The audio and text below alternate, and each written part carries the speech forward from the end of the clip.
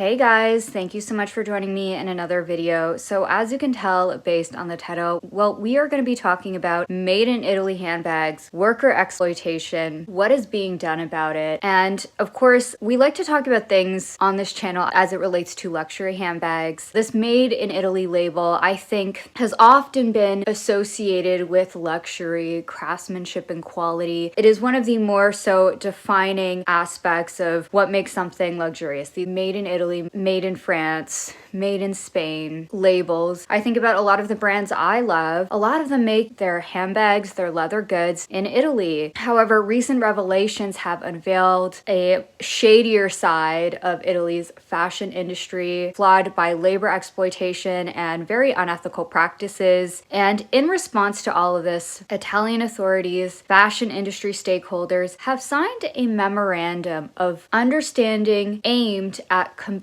these issues. So from WWD, Italian authorities, fashion associations, and trade unions are committed to fight wrongdoings in the apparel accessory supply chain, tackling issues such as worker exploitations, undeclared work, tax evasions, and unfair contractual practices. So several organizations and other entities have, quote, signed a non-legally binding memorandum of understanding on Monday night with an action plan to tackle the issue after prosecutors uncovered abuse and sweatshop schemes tied to marquee brands. The article cites, of course, Dior, Armani, Alviero Martini, and most recently Valentino, which we've discussed. These are some of the most beloved luxury brands. Again, I think about the bags I've purchased from Dior as well as Valentino. I've never purchased any bags from Armani or Alviero Martini, but Dior and Valentino, especially Dior, is one of the largest brands. And that's why it was like a major news story last year. It definitely made a lot of headlines. And when it was reported, Dior bags from the reports cost something like $57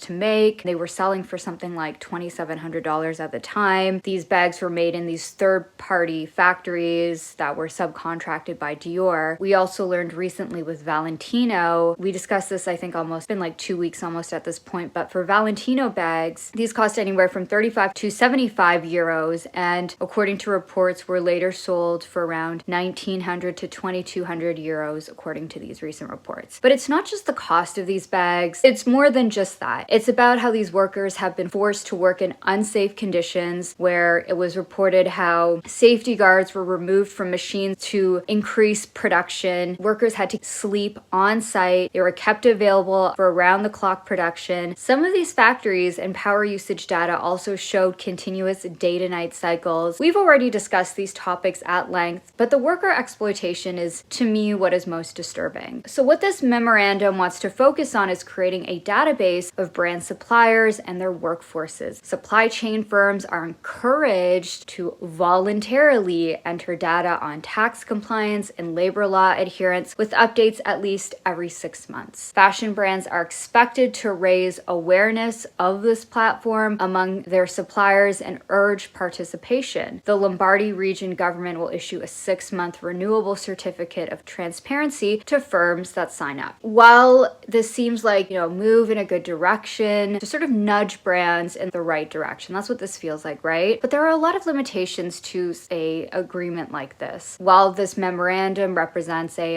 collaborative effort to address labor exploitation, there is no legal enforceability. There is no guarantee that brands or suppliers will adhere to the guidelines or face consequences for non-compliance. Moreover, the voluntary aspect of submitting data like this, I don't know how accurate it could be. To me, this feels like a really great PR tool. I feel like this is a great way for brands to use their participation in this memorandum to bolster their image. So for the companies that are doing the right thing, it's a great way for these companies to expand their CSR or their corporate social responsibility. They have something to say to their shareholders, to their customers, whenever asked about questions around labor exploitation. In that sense, there is a benefit for these companies. But, while we've been seeing these series of reports about labor abuses within Italy's fashion sector. Some of these luxury brands have subcontracted production to firms, exploiting workers under really harsh conditions. Almost 2 weeks ago, we talked about Valentino being placed under judicial administration after uncovering worker abuse in its supply chain. It's also worth noting there was another case of Italian police arresting a Chinese national for alleged labor exploitation and shut down a workshop producing luxury goods. But it was revealed that some of these workers were found to be working up to 90 hours a week for as little as €4 an hour, living in deplorable conditions. Some of these workers were undocumented immigrants. They don't have the same labor protection, working in very unsafe environments for very little pay. And the complexity of these supply chains and use of these subcontractors, it's very difficult to monitor and enforce these kinds of ethical labor practices. Many Italian brands do not directly own the factories, but outsource their production to third-party producers. Again, I know we've seen, for instance, Valentino or Dior, they advertise very openly on their YouTube about how their bags are made, or at least, the step-by-step process at which these bags are supposed to be made. It's very beautiful. These artisans wearing these white lab coats, and they just look exquisitely made, right? But these third-party producers, this is a convoluted chain, and it allows some of these brands to claim ignorance of these abuses. It gives them that plausible deniability. There's also a very revealing documentary from Al Jazeera. I'll link it down below, but it showed how in a lot of these factories, they would have a front-facing factory that would appear to be in compliance with local labor laws, but in the back, there were these sub-factories where these workers were being exploited. In Italy, there are a lot of what is being described as shadow factories. These are illegal, unregistered workshops run by subcontractors, and these operations may appear legitimate on paper, but they often obscure the exploitative practices behind closed doors. And this memorandum, it's not really addressing, I think, the status and the protections of immigrant workers, particularly those undocumented. These individuals are often too afraid to report exploitation. Also noteworthy, the memorandum's implementation. At this point, it seems to be in one region. What about other production hubs, other regions in Tuscany? Is this something that is going to have national alignment? Because if not, then these exploitative operations can just relocate, right? But I also think a lot of these luxury brands also just face this fast luxury dilemma, and that is to produce at a speed and volume of fast fashion brands with high-end margins. And of course, the shift creates cost-cutting incentives that trickle down to the most vulnerable workers in the chain. We're already seeing in 2025 a lot of these brands, their sales, they keep sliding, and we've kept talking about this, but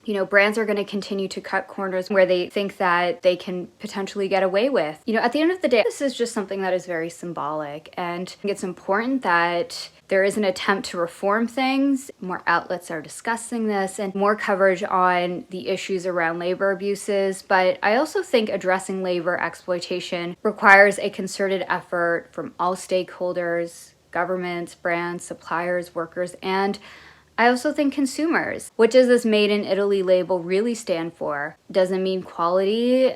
I also think it should mean dignity for workers. But that's my video for today. Thank you so much for joining me in another one, and I hope to see you in the next one. Bye!